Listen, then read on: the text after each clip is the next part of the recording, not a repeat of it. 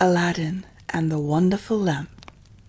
There once lived a poor tailor who had a son called Aladdin, a careless, idle boy who would do nothing but play ball all day long in the streets with little idle boys like himself. This so grieved the father that he died. Yet in spite of his mother's tears and prayers, Aladdin did not mend his ways. One day, when he was playing in the streets, as usual, a stranger asked him his age and if he was not the son of Mustafa the tailor. "I am, sir," replied Aladdin, "but he died a long while ago." On this, the stranger, who was a famous African magician, fell on his neck and kissed him, saying, "I am your uncle, and knew you from your likeness to my brother. Go to your mother, and tell her I am coming." Aladdin ran home and told his mother of his newly found uncle. "Indeed, child," she said, "your father had a brother, but I always thought he was dead." However, she prepared supper, and bade Aladdin seek his uncle, who came laden with wine and fruit. He presently fell down and kissed the place where Mustafa used to sit, bidding Aladdin's mother not be surprised at not having seen him before, as he had been 40 years out of the country. He then turned to Aladdin and asked him his trade, at which the boy hung his head, while his mother burst into tears. On learning that Aladdin was idle and would learn no trade, he offered to take a shop for him and stock it with merchandise. Next day he bought Aladdin a fine suit of clothes and took him all over the city, showing him the sights, and brought him home at nightfall to his mother, who was overjoyed to see her son so fine. The next day the magician led Aladdin into some beautiful gardens a long way outside the city gates. They sat down by a fountain, and the magician pulled a cake from his girdle, which he divided between them. They then journeyed onward till they almost reached the mountains. Aladdin was so tired that he begged to go back, but the magician beguiled him with pleasant stories and led him on, in spite of himself. At last they came to 2 mountains divided by a narrow valley. "We will go no farther," said the false uncle. "I will show you something wonderful. Only gather up some sticks while I kindle a fire." When it was lit, the magician threw on it a powder he had about him, at the same time saying some magical words. The earth trembled a little and opened in front of them, disclosing a square, flat stone with a brass ring in the middle to raise it by. Aladdin tried to run away, but the magician caught him and gave him a blow that knocked him down. "What have I done, uncle?" he said piteously. Whereupon the magician said more kindly, "Fear nothing, but obey me. Beneath this stone lies a treasure which is to be yours, and no one else may touch it, but you must do exactly as I tell you." At the word treasure, Aladdin forgot his fears and grasped the ring as he was told, saying the names of his father and grandfather. The stone came up quite easily, and some steps appeared. "Go down," said the magician. "At the foot of those steps you will find an open door leading into 3 large halls. Tuck up your gown and go through them without touching anything, or you will die instantly. These halls lead into a garden of fine fruit trees. Walk on until you come to a niche in a terrace where stands a lighted lamp. Pour out the oil it contains and bring it to me." He drew a ring from his finger and gave it to Aladdin, bidding him prosper. Aladdin found everything as the magician had said, gathered some fruit off the trees, and having got the lamp, arrived at the mouth of the cave. The magician cried out in a great hurry, "Make haste and give me the lamp." This Aladdin refused to do until he was out of the cave. The magician flew into a terrible passion, and throwing some more powder on the fire, he said something, and the stone rolled back into its place. The magician then left Persia forever, which plainly showed that he was no uncle of Aladdin's, but a cunning magician, who had read in his magic books of a wonderful lamp, which would make him the most powerful man in the world. Though he alone knew where to find it, he could only receive it from the hand of another.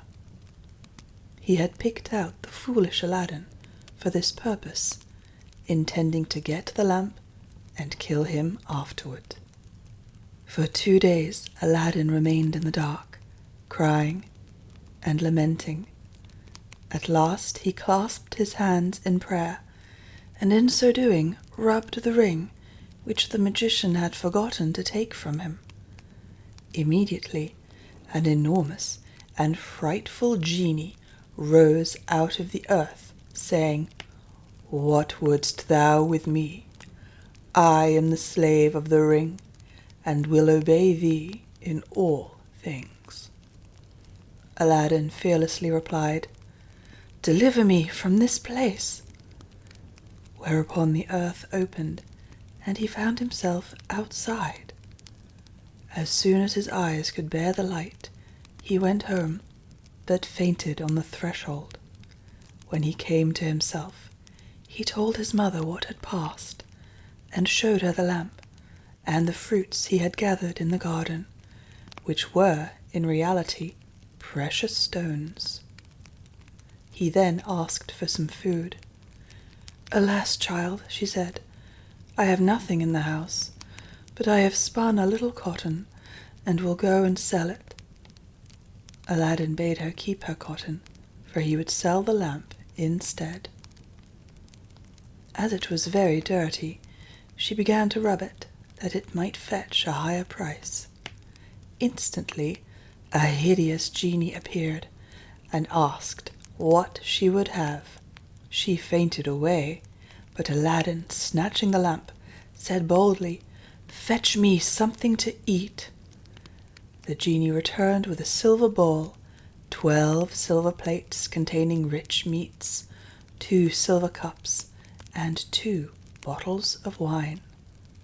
Aladdin's mother, when she came to herself, said, "Whence comes this splendid feast?" "Ask not, but eat," replied Aladdin. So they sat at breakfast till it was dinner time, and Aladdin told his mother about the lamp. She begged him to sell it, and have nothing to do with devils. "No," said Aladdin. "Since chance hath made us aware of its virtues, we will use it, and the ring likewise, which I shall always wear on my finger." When they had eaten all the genie had brought, Aladdin sold one of the silver plates, and so on, until none were left. He then had recourse to the genie, who gave him another set of plates, and thus they lived for many years. One day Aladdin heard an order from the Sultan proclaimed that everyone was to stay at home and close his shutters, while the princess, his daughter, went to and from the bath. Aladdin was seized by a desire to see her face, which was very difficult, as she always went veiled. He hid himself behind the door of the bath, and peeped through a chink. The princess lifted her veil as she went in, and looked so beautiful that Aladdin fell in love with her at first sight. He went home so changed that his mother was frightened. He told her he loved the princess so deeply that he could not live without her, and meant to ask her in marriage of her father. His mother, on hearing this, burst out laughing, but Aladdin at last prevailed upon her to go before the Sultan and carry his request. She fetched a napkin and laid in it the magic fruits from the enchanted garden, which sparkled and shone like the most beautiful jewels. She took these with her to please the Sultan, and set out, trusting in the lamp. The Grand Vizier and the Lords of Council had just gone in as she entered the hall and placed herself in front of the Sultan. He, however, took no notice of her. She went every day for a week and stood in the same place. When the council broke up on the 6th day, the Sultan said to his vizier, "I see a certain woman in the audience chamber every day, carrying something in a napkin. Call her next time, that I may find out what she wants." Next day, at a sign from the vizier, she went up to the foot of the throne and remained kneeling till the Sultan said to her, "Rise, good woman, and tell me what you want." She hesitated, so the Sultan sent away all but the vizier, and bade her speak frankly, promising to forgive her beforehand for anything she might say. She then told him of her son's violent love for the princess. "I prayed him to forget her," she said, "but in vain. He threatened to do some desperate deed if I refused to go and ask your majesty for the hand of the princess. Now I pray you to forgive not me alone, but my son Aladdin too." The Sultan asked her kindly what she had in the napkin, whereupon she unfolded the jewels and presented them. He was thunderstruck, and turning to the vizier said, "What sayest thou? Ought I not to bestow the princess on one who values her at such a price?" The vizier, who wanted her for his own son, begged the Sultan to withhold her for 3 months, in the course of which he hoped his son would contrive to make him a richer present. The Sultan granted this, and told Aladdin's mother that, though he consented to the marriage, she must not appear before him again for 3 months. Aladdin waited patiently for nearly 3 months, but after 2 had elapsed, his mother, going into the city to buy oil, found everyone rejoicing, and asked what was going on. "Do you not know," was the answer, "that the son of the Grand Vizier is to marry the Sultan's daughter tonight?" Breathless, she ran and told Aladdin, who was overwhelmed at first, but presently bethought him of the lamp. He rubbed it, and the genie appeared, saying, "What is thy will?" Aladdin replied, "The Sultan, as thou knowest, has broken his promise to me, and the vizier's son is to have the princess. My command is that tonight you bring hither the bride and bridegroom." "Master, I obey," said the genie. Aladdin then went to his chamber, where, sure enough, at midnight, the genie transported the bed containing the vizier's son and the princess. "Take this new married man," he said, "and put him outside in the cold, and return at daybreak." Whereupon the genie took the vizier's son out of bed, leaving Aladdin with the princess. "Fear nothing," Aladdin said to her. "You are my wife, promised to me by your unjust father, and no harm shall come to you."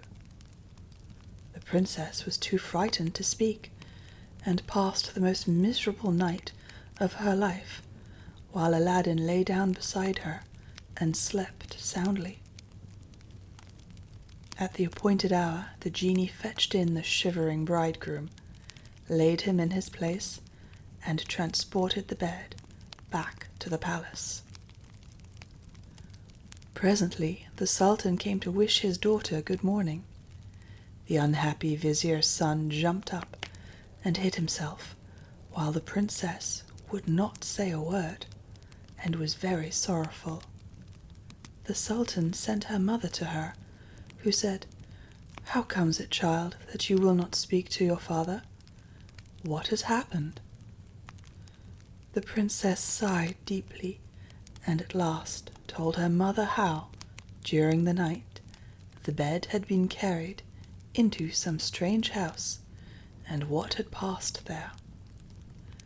Her mother did not believe her in the least, but bade her rise and consider it an idle dream. The following night exactly the same thing happened, and next morning, on the princess's refusal to speak, the Sultan threatened to cut off her head. She then confessed all, bidding him to ask the vizier's son if it were not so. The Sultan told the vizier to ask his son, who owned the truth, adding that, dearly as he loved the princess, he would rather die than go through another such fearful night, and wished to be separated from her. His wish was granted, and there was an end to feasting and rejoicing. When the 3 months were over, Aladdin sent his mother to remind the Sultan of his promise. She stood in the same place as before, and the Sultan, who had quite forgotten Aladdin, at once remembered him and sent for her. On seeing her poverty, the Sultan felt less inclined than ever to keep his word, and asked his vizier's advice, who counselled him to set so high a value on the princess that no man living could come up to it. The Sultan then turned to Aladdin's mother, saying, "Good woman, a sultan must remember his promises, and I will remember mine. But your son must first send me 40 basins of gold, brimful of jewels, carried by 40 black slaves, led by as many white ones, splendidly dressed. Tell him that I await his answer." The mother of Aladdin bowed low and went home, thinking all was lost. She gave Aladdin the message, adding, "He may wait long enough for your answer." "Not so long, mother, as you might think," her son replied. "I would do a great deal more than that for the princess." He summoned the genie, and in a few moments the 80 slaves arrived, and filled up the small house and garden. Aladdin made them set out to the palace, 2 and 2, followed by his mother. They were so richly dressed, with such splendid jewels in their girdles, that everyone crowded to see them and the basins of gold they carried on their heads. They entered the palace, and after kneeling before the Sultan, stood in a half-circle round the throne with their arms crossed, while Aladdin's mother presented them to the Sultan. He hesitated no longer, but said, "Good woman, return and tell your son that I wait for him with open arms." She lost no time in telling Aladdin, bidding him make haste. But Aladdin first called the genie. "I want a scented bath," he said, "a richly embroidered habit, a horse surpassing the Sultan's, and 20 slaves to attend me. Besides this, 6 slaves beautifully dressed to wait on my mother, and lastly 10,000 pieces of gold in 10 purses. No sooner said than done. Aladdin mounted his horse and passed through the streets, the slaves strewing gold as they went. Those who had played with him in his childhood knew him not, he had grown so handsome. When the Sultan saw him, he came down from his throne, embraced him, and led him into a hall where a feast was spread, intending to marry him to the princess that very day. But Aladdin refused, saying, "I must build a palace fit for her," and took his leave. Once home, he said to the genie, "Build me a palace of the finest marble, set with jasper, agate, and other precious stones. In the middle you shall build me a large hall with a dome, its 4 walls of massy gold and silver, each having 6 windows, whose lattices, all except one, which is to be left unfinished, must be set with diamonds and rubies.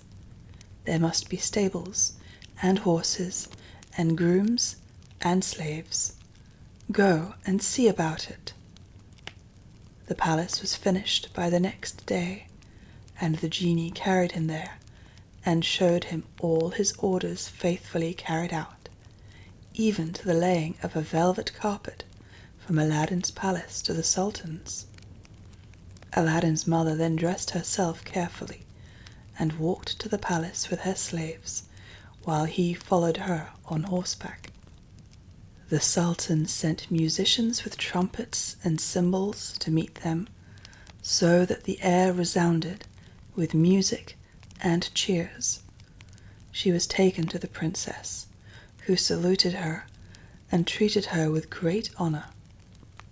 At night, the princess said goodbye to her father and set out on the carpet for Aladdin's palace, with his mother at her side, and followed by the 100 slaves. She was charmed at the sight of Aladdin, who ran to receive her. "Princess," he said, "blame your beauty for my boldness if I have displeased you." She told him that, having seen him, she willingly obeyed her father in this matter. After the wedding had taken place, Aladdin led her into the hall, where a feast was spread, and she supped with him, after which they danced till midnight. Next day, Aladdin invited the Sultan to see the palace.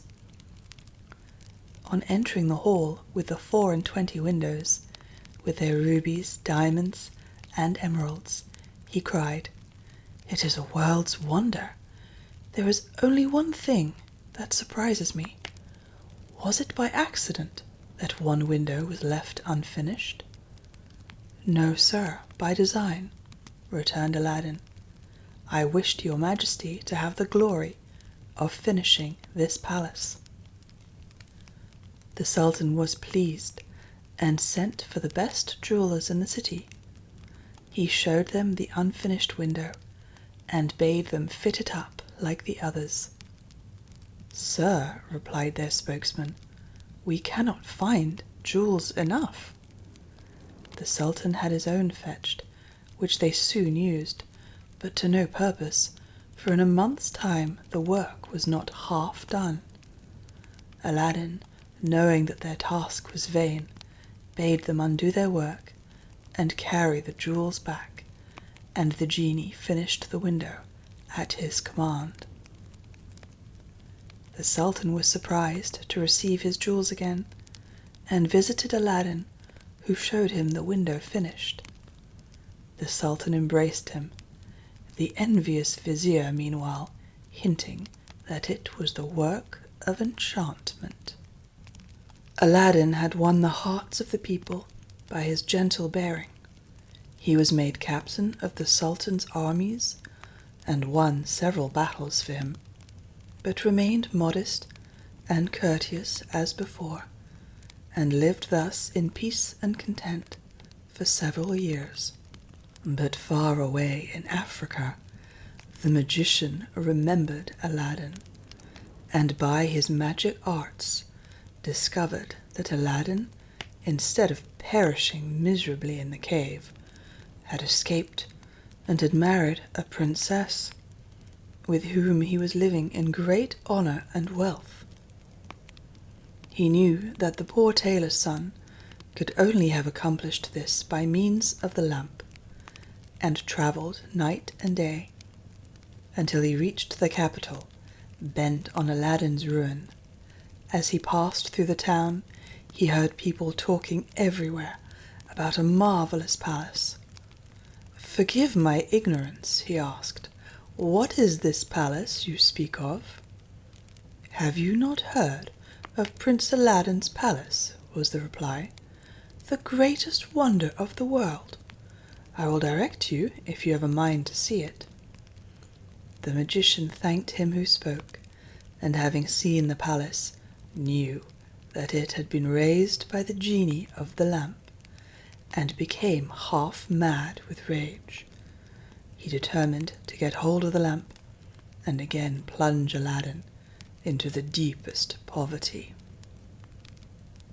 Unluckily, Aladdin had gone a-hunting for 8 days, which gave the magician plenty of time.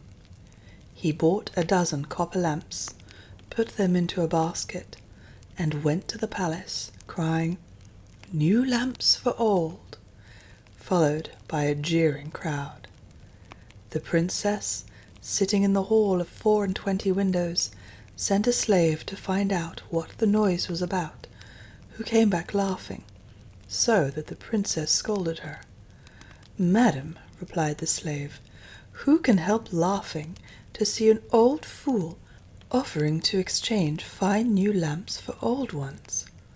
Another slave, hearing this, said, "There is an old one on the cornice there which he can have." Now this was the magic lamp, which Aladdin had left there, as he could not take it out hunting with him. The princess, not knowing its value, laughingly bade the slave take it and make the exchange. She went and said to the magician, "Give me a new lamp for this." He snatched it and bade the slave take her choice, amid the jeers of the crowd. Little he cared, but left off crying his lamps, and went out of the city gates to a lonely place, where he remained till nightfall, when he pulled out the lamp and rubbed it. The genie appeared, and at the magician's command carried him together. The genie appeared, and at the magician's command carried him, together with the palace and the princess in it, to a lonely place in Africa. Next morning the Sultan looked out of the window toward Aladdin's palace, and rubbed his eyes, for it was gone. He sent for the vizier and asked what had become of the palace. The vizier looked out too, and was lost in astonishment. He again put it down to enchantment, and this time the Sultan believed him, and sent 30 men on horseback to fetch Aladdin in chains. They met him riding home, bound him, and forced him to go with them on foot. The people, however, who loved him, followed, armed, to see that he came to no harm. He was carried before the Sultan, who ordered the executioner to cut off his head. The executioner made Aladdin kneel down, bandaged his eyes, and raised his scimitar to strike. At that instant, the vizier, who saw that the crowd had forced their way into the courtyard and was scaling the walls to rescue Aladdin, called to the executioner to stay his hand. The people indeed looked so threatening that the Sultan gave way and ordered Aladdin to be unbound, and pardoned him in the sight of the crowd. Aladdin now begged to know what he had done. "False wretch," said the Sultan, "come thither," and showed him from the window the place where his palace had stood. Aladdin was so amazed that he could not say a word. "Where is my palace and my daughter?" demanded the Sultan. "For the first I am not so deeply concerned, but my daughter I must have, and you must find her, or lose your head." Aladdin begged for 40 days in which to find her, promising, if he failed, to return and suffer death at the Sultan's pleasure. His prayer was granted, and he went forth sadly from the Sultan's presence. For 3 days he wandered about like a madman, asking everyone what had become of his palace, but they only laughed and pitied him. He came to the banks of a river, and knelt down to say his prayers before throwing himself in. In so doing, he rubbed the magic ring that he still wore. The genie he had seen in the cave appeared, and asked his will. "Save my life, genie," said Aladdin. "Bring my palace back." "That is not in my power," said the genie. "I am only the slave of the ring. You must ask him of the lamp." "Even so," said Aladdin, "but thou canst take me to the palace, and set me down under my dear wife's window." He at once found himself in Africa, under the window of the princess, and fell asleep out of sheer weariness. He was awakened by the singing of the birds, and his heart was lighter. He saw plainly that all his misfortunes were owing to the loss of the lamp, and vainly wondered who had robbed him of it. That morning the princess rose earlier than she had done since she had been carried into Africa by the magician, whose company she was forced to endure once a day. She, however, treated him so harshly that he dared not live there at all. As she was dressing, one of her women looked out and saw Aladdin. The princess ran and opened the window, and at the noise she made, Aladdin looked up. She called to him to come to her, and great was the joy of these lovers at seeing each other again. After he had kissed her, Aladdin said, "I beg of you, princess, in God's name, before we speak of anything else, for your own sake and mine, tell me what has become of an old lamp I left on the cornice in the hall of 24 windows when I went a-hunting." "Alas," she said, "I am the innocent cause of our sorrows," and told him of the exchange of the lamp. "Now I know," cried Aladdin, "that we have to thank the African magician for this. Where is the lamp?" "He carries it about with him," said the princess. "I know, for he pulled it out of his breast to show me. He wishes me to break my faith with you and marry him, saying that you were beheaded by my father's command. He is forever speaking ill of you, but I only reply with my tears. If I persist, I doubt not he will use violence." Aladdin comforted her and left her for a while. He changed clothes with the first person he met in town, and having bought a certain powder, returned to the princess, who let him in by a little side door. "Put on your most beautiful dress," he said to her, and receive the magician with smiles, leading him to believe that you have forgotten me. Invite him to sup with you, and say you wish to taste the wine of his country. He will go for some, and while he is gone, I will tell you what to do." She listened carefully to Aladdin, and when he left, she arrayed herself gaily for the first time since she left home. She put on a girdle and headdress of diamonds, and seeing in a glass that she was more beautiful than ever, received the magician, saying to his great amazement, "I have made up my mind that Aladdin is dead, and that all my tears will not bring him back to me. So I am resolved to mourn no more, and have therefore invited you to sup with me. But I am tired of the wines of my home, and would fain taste those of Africa." The magician flew to his cellar, and the princess put the powder Aladdin had given her in her cup. When he returned, she asked him to drink her health in the wine of Africa, handing him her cup in exchange for this, as a sign she was reconciled to him. Before drinking, the magician made her a speech in praise of her beauty, but the princess cut him short, saying, "Let us drink first, and you shall say what you will afterward." She set her cup to her lips and kept it there, while the magician drained his to the dregs and fell back lifeless. The princess then opened the door to Aladdin and flung her arms round his neck, but Aladdin put her away, bidding her leave him, as he had more to do. He then went to the dead magician, took the lamp out of his vest, and bade the genie carry the palace and all in it back to their home.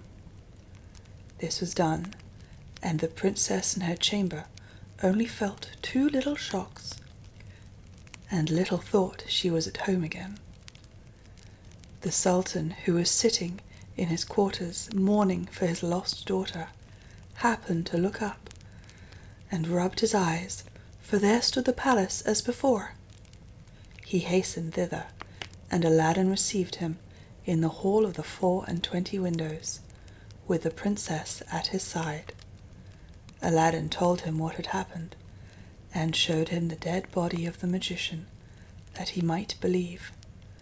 A 10 days' feast was proclaimed, and it seemed as if Aladdin might now live the rest of his life in peace, but it was not to be. The African magician had a younger brother, who was, if possible, more wicked and more cunning than himself.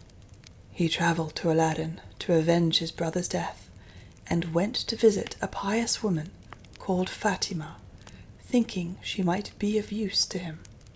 He entered her cell and clapped a dagger to her breast, telling her to rise and do his bidding on pain of death.